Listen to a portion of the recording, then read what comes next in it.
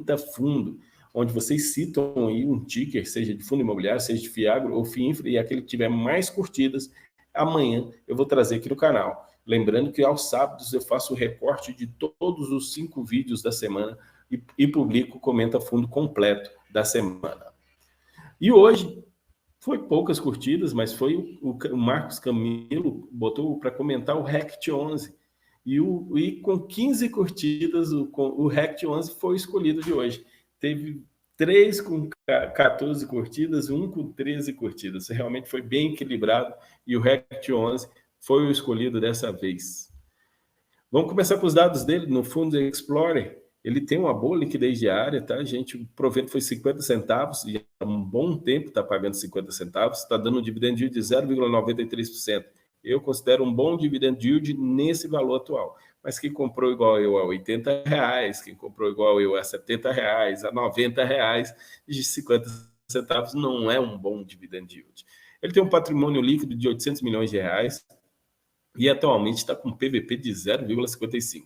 A data base de proventos do Rect 11 é todo quinto dia útil de cada mês e a data de pagamento no 10º dia útil. Se a gente olhar um histórico de cotação, 12 meses, tá, gente? Ele está caindo 26,26%. Se a gente for mais longe e olhar desde o IPO, que o IPO foi de cotas de R$100, ele está caindo 48,2%. Então, que foi lá em 2019. Então, em 2019 para cá, a cotação caiu 48,2%. Chegou a chegar a 120, né? Quem comprou 120, então, deve estar reclamando até agora. E como a gente vê, o provento era na casa de 80 centavos lá em 2019, aí em 2020 caiu para casa de 70 centavos, para quando foi 2021, em fevereiro, março, caiu para 60 centavos, e desde janeiro de 2022 está travado aí em 50 centavos. E de lá assim vem o provento até hoje. Hoje, a carteira do fundo está 95,8% em imóveis, 1,9% em renda fixa e 2,2% em outros ativos. E ele, além de ter os ativos, ele tem os passivos, que isso chama atenção, e daqui a pouco a gente conversa mais sobre esses passivos dele. Ele deve ainda R$187 milhões. Se você olhar aqui, o passivo dá 951 milhões. Por isso que o patrimônio líquido é na casa de 992 milhões. É na casa de 800 milhões de reais. Porque o total do passivo é 192 milhões e 649 mil. É muita coisa. E desse passivo, o CRI Evolution é IPCA mais 6,25, até uma taxa baixa, né? E o vencimento dele é dezembro de 2034, mas quando a gente olha esses dois CRIs da Barra, que o vencimento também é só julho de 2024, mas mesmo assim as taxas são altas, IPCA mais 8,25 e IPCA mais 7,75. São taxas bem altas e esses dois CRIs não estão sendo pagos, os juros dele mês a mês. Eles estão com carência até outubro do ano que vem, que eu vou comentar mais para frente. E com isso, a dívida vai aumentando mês a mês. Todo mês, esses 8% ao ano é o juro, vai acumulando na dívida e o IPCA junto. Todo mês está indo aumentando essa dívida disso. Quando eles voltarem a pagar, só os juros, não estou nem falando da amortização, que aí provavelmente vai precisar de emissões ou vender ativos para poder pagar essa emissão, isso já vai dar um impacto negativo nos proventos de 8 a 9 centavos.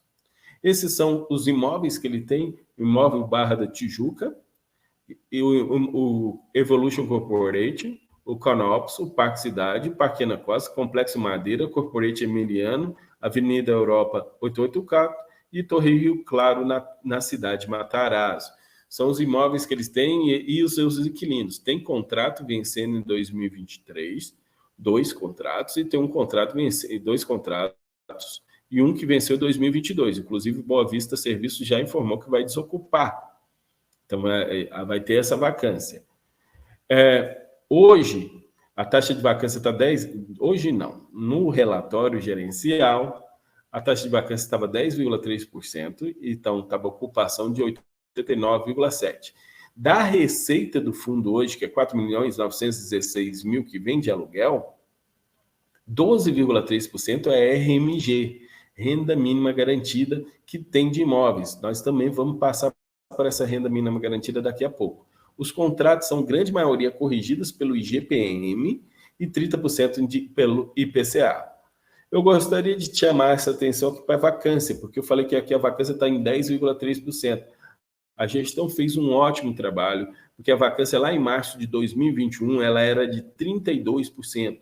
E nesses quase 2 anos eles diminuíram essa vacância para, mesmo num mercado tão pesado como está agora, eles conseguiram diminuir a vacância para 10%. Olhando o DRE, eu vou pegar só a primeira linha lá de receita. Vocês podem ver que a receita lá em janeiro de 2022 era 4.615.000 e veio evoluindo, chegando em abril a 5.418.000 e chegando agora, nesse último mês, a 5.585.000. Isso já é um reflexo de tanto que algumas multas rescisórias que estão sendo recebidas, mas aqui é só receita de aluguel, e alguns novos aluguéis. Aí a Receita Geral teve multa rescisória que ele acabou compondo uma reserva. Essa reserva dele eu não trouxe aqui, mas já está em 20 centavos, se eu não me engano. Eu não trouxe aqui, fico devendo. Eles fizeram a projeção de receita. Como eu falei, em dezembro foi 5.585.000. A projeção de receita já para o mês que vem, de vir dos imóveis, são 6 milhões. Isso tem multas rescisórias, que tem de contratos de rescisórios, mas em fevereiro já é 5,8 milhões, e sobe em abril por causa dos reajustes para 5,9 milhões, sobe em julho para 6 milhões de reais novamente, também por causa de reajustes, e cai em outubro para 6,9 milhões a receita projetada.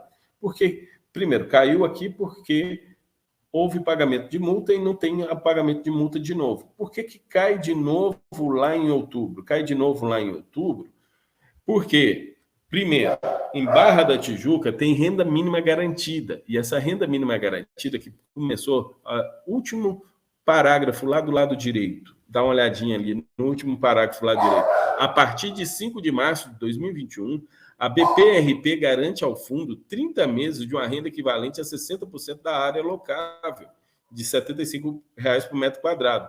Então, essa RMG acaba em outubro desse ano. Em setembro, que acaba resultando em outubro. Então, a RMG, se eles não fizerem novas locações, mas tem novas locações, tá?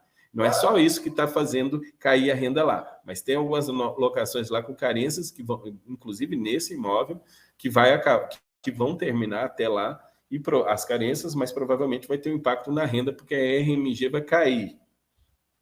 E ainda temos aqui que esse fato relevante de 10 de outubro, que eu trago aqui para vocês, que é aonde vem divulgar os cotistas, que após a negociação pela REC Gestão, na qualidade de consultora de investimento, foi aprovada no âmbito da securitização do saldo do devedor referente ao prazo do edifício Barra da Tijuca, aquela dívida que eu mostrei para vocês, localizado na Avenida Ayrton Senna, 2200, Rio de Janeiro, a concessão de carência para o pagamento das parcelas de juros e amortização de principal do CRI por 12 meses a partir de outubro. Então, está com carência a partir de 12 meses a partir de outubro de 2022 até setembro de 2023. Em outubro de 2023 tem que pagar de novo. Por isso que as receitas, o provento vai cair lá mais um pouco. Vai aumentar as despesas lá em setembro. Se não fizer mais locações, se essas carências não acabarem, o provento pode cair mais do que o esperado nesse período.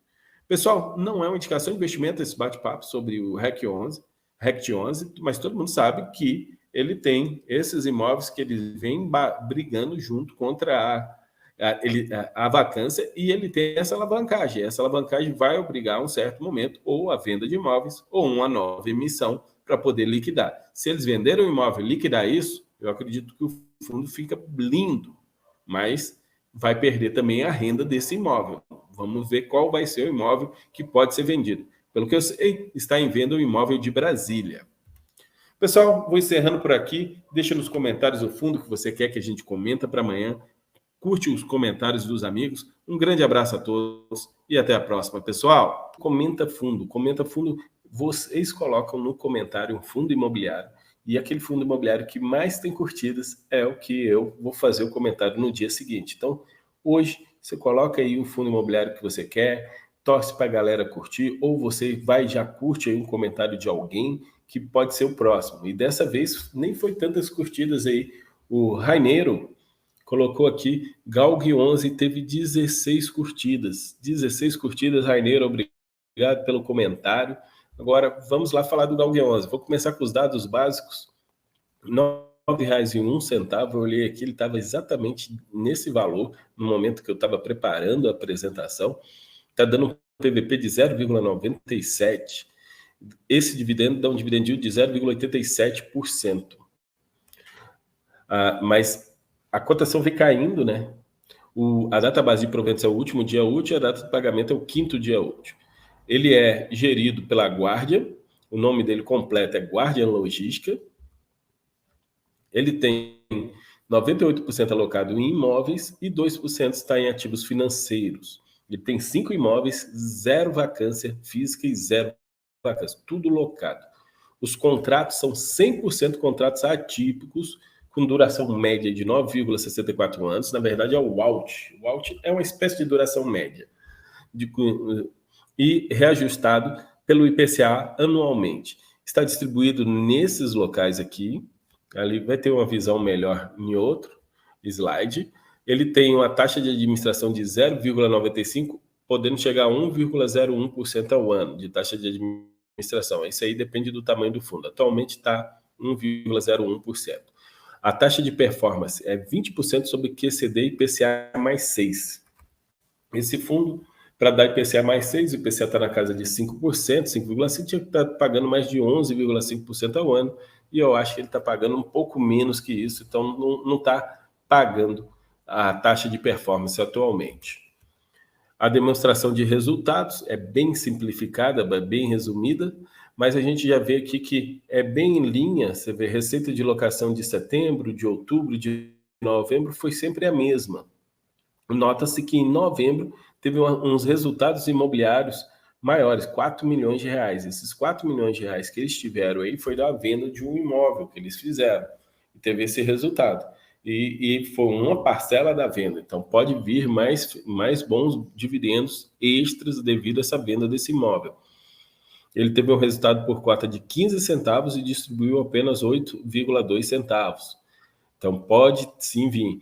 E dentro do acumulado do semestre, que ele tem de reserva financeira, ele está com reserva financeira de 6 centavos. A composição do resultado, aí a gente vê aqui nitidamente que foi em novembro um mês extra, que dá para ver que ele pode ter essa reserva, esses 6 centavos pode compor a renda, melhorar a renda mais para frente. E também eu acho que ele pode melhorar essa renda. Eu estou aqui na casa da Janine e os cachorros começaram a latir, mas tudo bem. Vamos lá. Aqui são os imóveis dele. Se você olhar os imóveis que ele tem, de Cachoeirinha é para Souza Cruz, em Canoas e São José dos Campos é para Air Liquide, e Salvador e Pernambuco é para BRF. E você vê que o mês de reajuste do imóvel de Pernambuco é em janeiro. Então, agora em janeiro, quem sabe já a gente veja em fevereiro algum resultado um pouquinho maior devido a essa alocação. E é um dos imóveis que ocupa, são 22%, esse azul mais claro aí, que ocupa uma boa parte do patrimônio, do resultado do fundo, que compõe a receita. Então, pode vir um provento mais gordo já a partir de fevereiro aí, no Galg 11. Agora, todo mundo fala, mas o Galg 11, eu estou falando Tord demais, é Galg. O Galg 11 ele tem dívida, sim. Dos 6 imóveis que ele possui, 3 deles possuem dívidas emitidas aos cedentes partes dos seus recebíveis. Todas as alavancagens foram realizadas com pagamento sem carência de juros e amortização. Na estruturação das dívidas, os seus prazos de liquidações coincidem com o vencimento dos respectivos contratos de locação e os seus saldos são corrigidos anualmente pelo IPCA do período, assim como os contratos de locação vinculados a ela. Então, sobe a dívida, sobe o aluguel, sobe a dívida, sobe o aluguel. Dessa forma, Atualmente, as 3 dívidas existentes no portfólio estão sendo amortizadas mensalmente e estarão 100% liquidadas no fim dos contratos de locação de seus respectivos imóveis. Então, eles pagam a amortização já todo mês e não vão precisar fazer novas emissões para pagar essa dívida. E eles têm uma previsão aqui que a partir de dezembro de 2026 já finaliza o imóvel alocado a Souza Cruz e depois fica só o imóvel da BRF Visa, terminando a BRF Salvador e a BRF Visa, ficando ainda mais até 2034 para pagar, mas até 2027 pagam-se todas, fica só um imóvel alavancado. E com isso o rendimento vai ficar bem melhor no decorrer que a dívida for desaparecendo. Que aí ele não tem que pagar mais essa prestação. Pessoal, esse foi o nosso Day News de fechamento. Vou agradecendo a todos vocês que ficaram até aqui. Hoje eu estou na casa da minha irmã, né? Já quem assistiu o vídeo mais cedo já está sabendo disso. E aqui tem 3 cachorros. Eu dei sorte que só um latiu, que senão poderia ter que começar a gravação tudo de novo se isso acontecesse. Deixa aquele like, se inscreve no canal e até a próxima, pessoal. Comenta fundo, aquele quadro onde vocês colocam aqui um ticker de algum fundo, seja Fiagro, fundo imobiliário ou FIINFRA, e aquele que tiver mais curtidas é o que eu comento. E dessa vez, o que teve mais curtidas foi o comentário do Federico Catarino. Federico Catarino deu a sugestão do mais amado e odiado Tord 11 para o Comenta Fundo Imobiliário, com 30 curtidas. Federico, boa sugestão. O Tord 11 ficou em segundo lugar na maioria dos Comenta Fundos que tivemos aí para trás e dessa vez foi o primeiro lugar. Tord 11 no Comenta Fundo. Por que eu achava que ele ia vir antes e demorou muito? Primeiro, isso aqui é o resultado dos últimos 30 dias. E eu marquei esse pontinho de vermelho aí, é exatamente o dia do anúncio dos proventos. Ele estava lá R$ 7,38, foi anunciado proventos, de lá para cá caiu para R$ 6,48. Nesses últimos 30 dias, ele está com a queda aí de 11%. Por quê? Porque o provento foi muito baixo. E qual foi o último provento dele? 4 centavos, que dá um dividend yield naquela cotação anterior de 0,56%, e atualmente ele está com PVP de 0,49%. O valor patrimonial dele só sobe, agora está em R$ 14,00 o valor patrimonial do Tord 11. É um fundo que tem 491 milhões de reais de patrimônio. A data base de proventos dele é o 5º dia útil e a data de pagamento dos proventos é no 10º dia útil. Olha só a evolução do valor patrimonial dele por cota. Gente, essa evolução do valor patrimonial é porque ele investe em equities. O que são equities? Equities são empreendimentos que ele investe para vender. Vamos dizer, e durante esses empreendimentos são avaliados essas obras, esses empreendimentos que eles estão feitos. E essas maiores altas aí de evolução no valor patrimonial são reavaliações das obras, que acabam valorizando já na perspectiva de venda futura. Mas essa venda futura mesmo, a gente não sabe nem quando é que esse resultado da venda vai vir para o provento. E, tipo, se hoje ele está R$ 14,00, a gente vê aí nitidamente 40% de valorização no valor patrimonial. Quando que esses 40% vão virar proventos? A gente não sabe. Às vezes pode demorar 2, 3, 5 anos para esses 40% virar proventos. Então, muito cuidado a hora de escolher o Tord 11 pelo PVP, tá certo, pessoal? E hoje ele tem uma carteira da seguinte maneira: 17,2% em CRIs, guardem esse número, tá, gente? 17,2% em CRIs, 40,4% investe em fundos de investimentos imobiliários, vou mostrar esses fundos para vocês, e 41,2% em equities, que são essas, ou conhecidos como SPS, que são esses empreendimentos que ele está construindo, ou pagando para construir, sendo sócio desses empreendimentos. Ele ainda tem 1,24% em caixa e tem 0,03% de um imóvel que ele tem lá, de um fundo que acabou. Eu vou ignorar esse imóvel hoje. 78,1% é do setor de hotelarias. Então, se por acaso o turismo for bem no Brasil, se for bem fomentado, ele pode ter bons resultados. 13,4% do setor de residência, comércio 4,2%, lazer 2,5% e 0,7% são papéis. Está meio estranho, mas é papel. Então, dessa carteira dele, 46,1% já performou alguma coisa. Não significa que está performando todo mês. Vou mostrar isso no DRE. E 53,8% da carteira de investimentos não performa. Significa que nunca deu um centavo sequer para o TOR de 11. 53,9% dos seus investimentos não rende dinheiro para o TOR de 11 ainda. Eles colocam o DRE, aqui eu botei o DRE completo, já vou pegar. Porque eles colocam tanto o regime caixa, que é aquilo que transita no caixa, ou seja, o dinheiro que entrou no fundo, e regime competência, que está aquelas valorizações. Se a gente olhar o regime competência, aqui fica melhor para a gente ver separados, tá? A gente vai notar que ele tem aqui, ó, variação da reserva de lucro contábil. É lucro contábil. Lá em janeiro, no primeiro mês, foi 19 milhões de lucro, aí depois caiu, teve 11 milhões, depois 33 milhões de lucro, e terminou o ano com 20, não é o ano, é novembro, tá, gente? Porque ainda não saiu o relatório de dezembro. Terminou um ano de novembro com 29 milhões de reserva de lucro contábil, nessa linha aí, ó. E aí, então, ele está com muita coisa ele guardou durante esse ano. Ele está com 140 milhões de lucro contábil. Foi aqueles 40% de valorização que eu falei para vocês do valor patrimonial. 140 milhões de lucro contábil. Mas aí vamos dar uma olhada no regime caixa, que é realmente aquele financeiro. O dinheiro que passou dentro da conta é isso aqui. Aí a gente vai ver que a distribuição de dividendos que ele fez lá em novembro foi maior que a de dezembro. Ele distribuiu R$2.454.000 e teve só um resultado de 669 mil. Então ele distribuiu caixa e ele não tem caixa. A reserva de lucro caixa dele está negativa 13 milhões.